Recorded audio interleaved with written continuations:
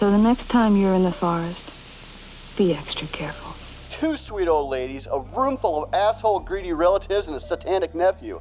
Now, I ain't talking about your last family reunion, folks. On Real Nightmares tonight, I'm talking about the 1988 film, Rabid Grannies. I've been informed of your wish to take leave of our holy community. Just for the weekend, Reverend Father. Of course, if I'm not mistaken, it's for a family party. Yes, that's right. And here to talk with me about this fantastic 1980s film is the boss, Benny Booms, Benny Baskets, the one, the only, Brittany Benedict. That's wrong. Brittany, thank you for coming on Real Nightmares. Thank you for having me. Yeah, I'm sorry I had to put you to the ringer of these awful horror movies that I thrive on. Yeah, I was surprised to be asked. This is definitely not a genre that I partake in behind the camera, behind the TV. Yeah, you're probably slightly surprised. Hey, what do you want me to watch? Rabid Grannies. Okay, April Fools, gotcha. You don't actually want me to watch a real movie with you. That's fine. Anyway, let's talk about this. Rabid Grannies is about two sweet old ladies and their greedy relatives who want her inheritance. It seems that the rest of the clan is financially well off. However, their moral character is not free of certain weaknesses. All right, so let's talk about this. What did you think? Like, how did you get feelings going into this movie? Okay, I have a lot. Number one, I know nothing about this movie. I went to Tubi, I typed it in, I saw the year it was made, and unfortunately, I hate to admit this, but I don't like to watch things that are like pre-1995. So, I'm devastated. Go in peace.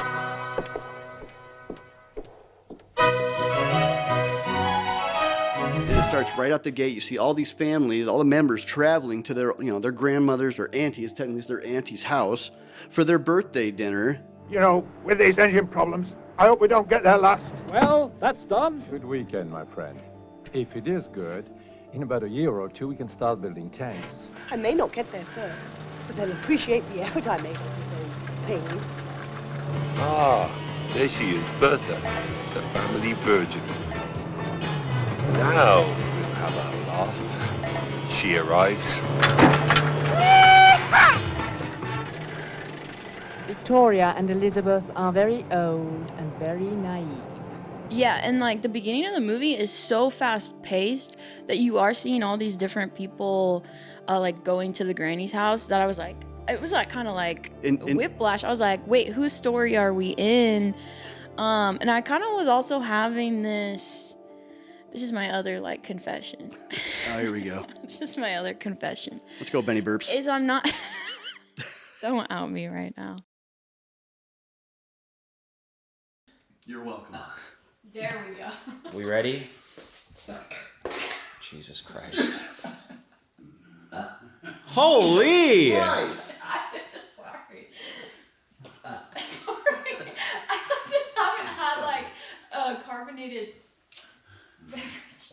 I'm not familiar. I'm familiar with camp, but I hate to say it, is that I wasn't familiar with what camp meant. I can't, madame. Open this gate.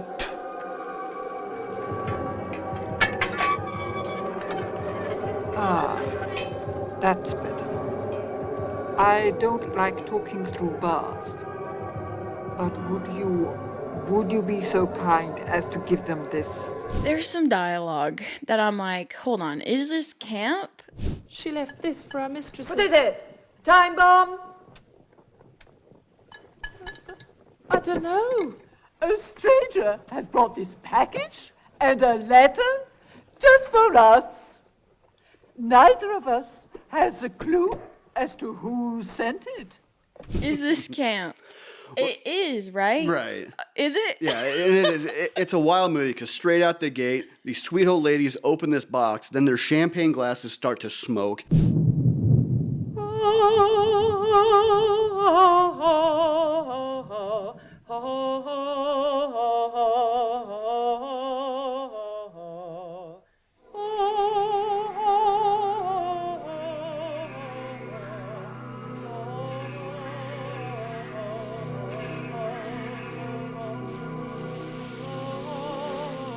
Yes.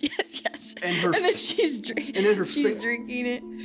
And then she's sitting there patiently listening to these jerk relatives, and this giant fingernail grows out of her hand. Yes. The practical effect. Is that what she takes on the cake? Yeah, she does the old Hong Kong Phooey and hacks the cake in half. Yes, okay. And then as the relatives are in absolute shock, her gigantic, alienistic, amphibious hand reaches all the way across this giant table.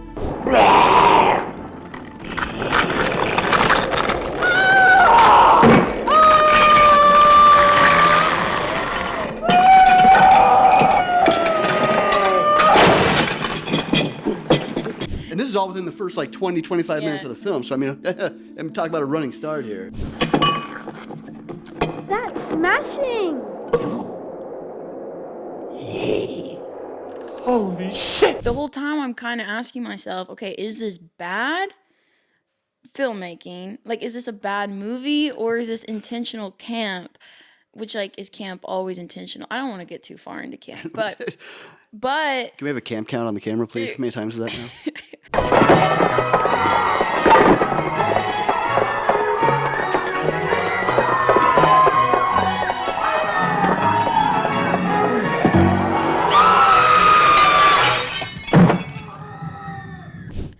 It was the moment when the granny, she bites the head off, and then it's almost like she directly goes to the kitchen. My God, Radu! The lobster must have been fresh. Milady has terrible indigestion. And it was when the cook was like, "Oh, it looks like indigestion." The lobster was supposed to be fresh. It must be indigestion. I was like, I think this is camp. No way out here, we'd break our necks. Anyway, they won't get in here. And it's so awkward watching the movie because this is a French-Belgium movie, and the actors all were supposed to give the dialogue in English. It's giving British English, right? Right. And then they were trying to do it, but the actors were having trouble pronunciating the English words, so they redubbed it in English anyway. So at this point, just say the damn film in French, Belgian, whatever you want, and then dub it in English anyway. That's what you're gonna do. Yeah, the whole movie was ADR, right? Yeah, definitely. It was. That's one thing I kind of noticed right off the bat.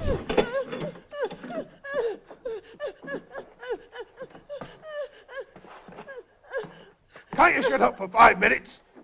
You're getting on everyone's nerves. And then after the head bite, the whole family scatters. Yep.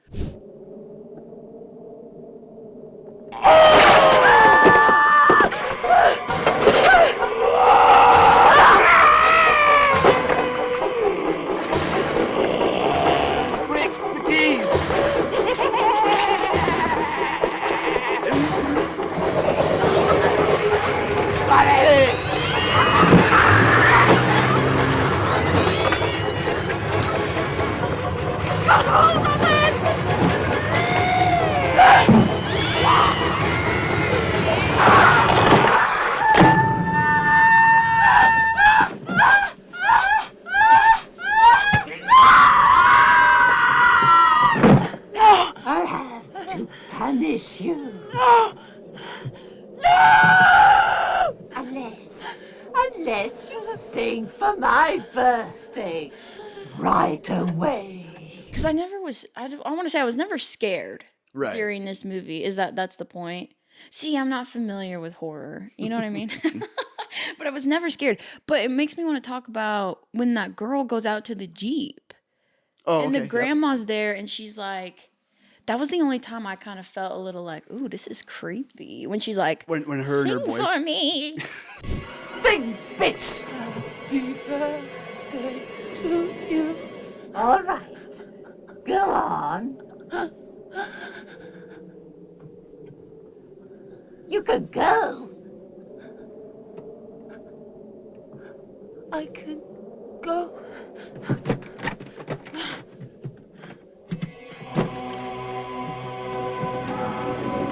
Sing me happy birthday. And she goes, yep, go ahead, leave. And then, she lets the girl go, and she's walking away. And I'm like, ooh, I kind of like this. Like, it's not like this gory death. Kill her. But I actually do, when you're talking about that girl in the Jeep, I love it when she lets her walk away, because then Granny is just sitting in the Jeep staring, and you can hear the voices in her head saying, kill her. Kill her.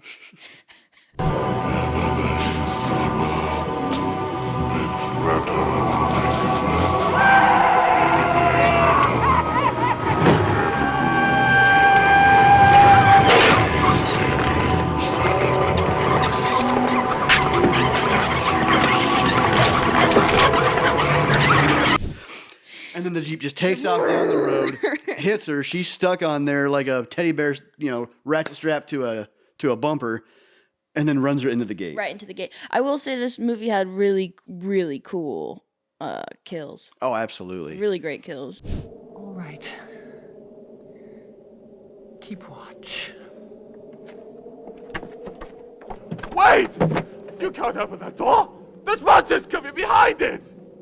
I know you want to save your daughter, but risk our lives! I can't accept that! I have a right to live also! I simply won't allow an hysterical woman and her over-maternal instincts take the right from me!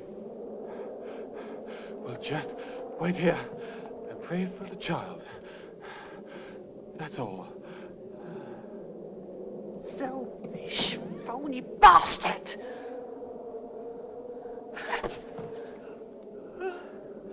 Listen well, priest. I'm going out of this room to look for my daughter, who's only 8 years old. There's like 2 to 3 people to a room. Nobody's leaving the damn room, and these grannies are just walking around. And then halfway through the film, they're like, where are the kids at? Little Susie went to the bathroom about a half hour ago. It's funny that you bring up the kids because, as I'm trying to figure out, is this a good movie? Is this good entertainment? Is this good camp? Yes, I'm here.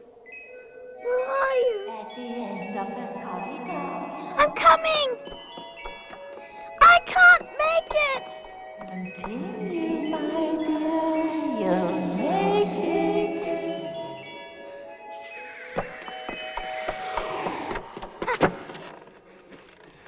You see, my angel, you're here. I was like, the moment they bring up the kid, that the kid is missing, I'm like, shoot, this is like a full story with, twists and turns and arcs and stuff. And yeah, when they brought up the kid, I was like, ooh, now we're gonna go see what's happening with the kid. I was like, okay, I think this is a good film.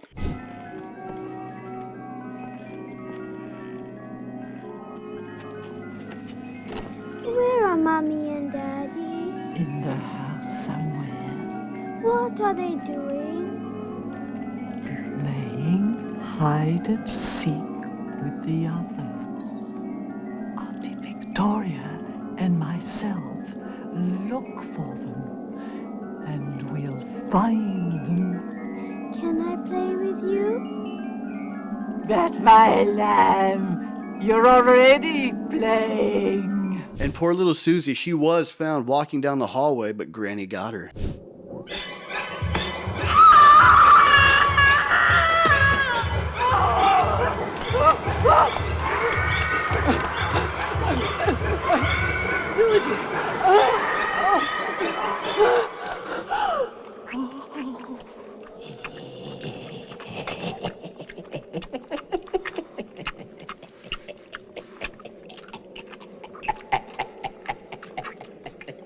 Well, then these people are fighting in the rooms, like that married couple.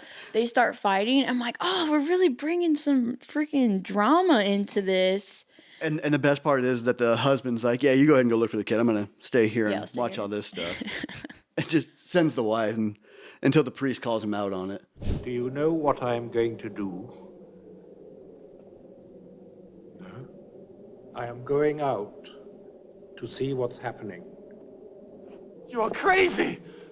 It's been more than an hour since your wife left. I can't see her coming back anymore. She must be dead. Do you want the same thing to happen to you? Is that what you want? Yes. If she is dead, it's because my cowardice runs right through to my backbone. I have just enough courage to admit what I am.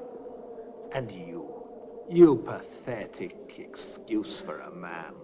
Which, like, this movie 1988 is all practical. Oh, everything's effects. practical. And it's kind of sick. Like, they did a really good job, in my opinion. Oh, it smells terrible.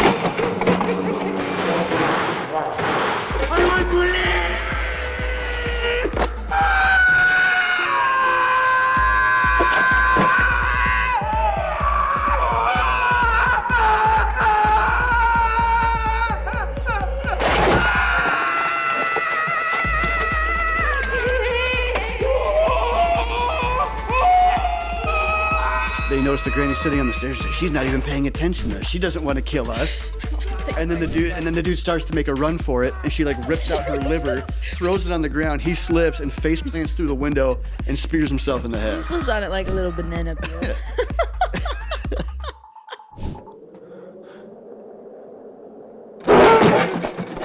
Peekaboo, father!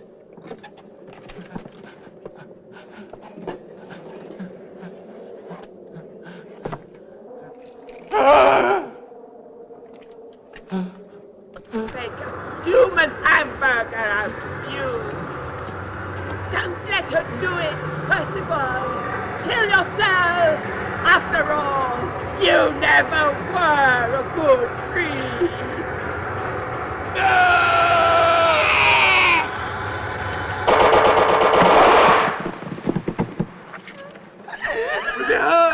I don't give a damn. You two think you're the strongest. Well, we will destroy you! Just like the box you came out of! Can you hear me?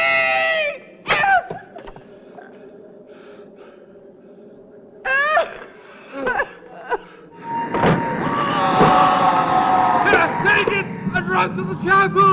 I'm trying to slow them down!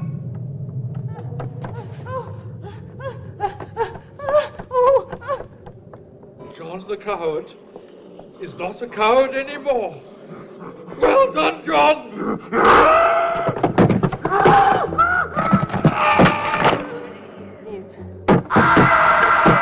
We've got to act quickly. The door's going to give in. What are you going to do?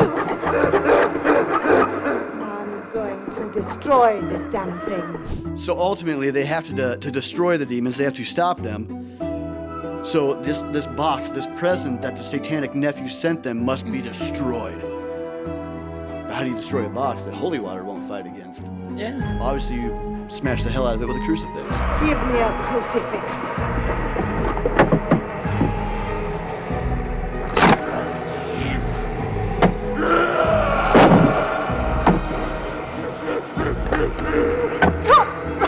Got to!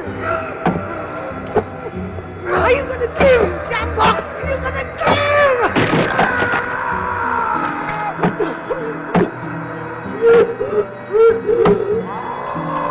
Quick! Give me the strength! No! Cut it out!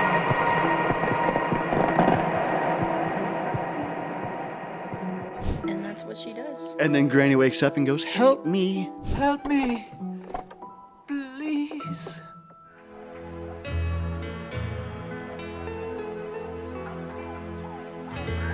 I don't understand. I don't understand. Goodness gracious.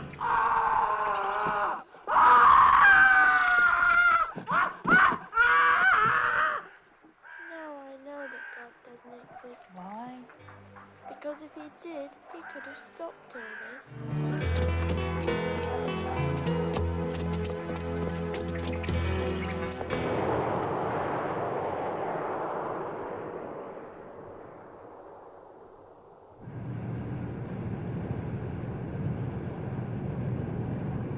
Everything all right, miss? Of course. Hurry up. Okay. And then, yeah, she's in the taxi and... She vomits into her hanky.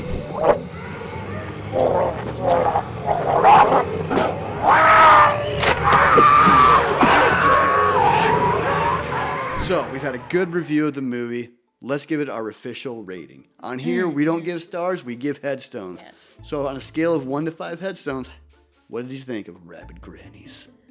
Well, let me preface by saying I don't have a lot of experience in horror. Campy horror. Especially campy horror. I'm still learning what camp is. Camp is where teenagers go to die in horror movies. I thoroughly enjoyed it. I thought it was like fast paced. I thought it had like a well-rounded story. You kind of got to hear why everybody kind of sucks and maybe why they should. I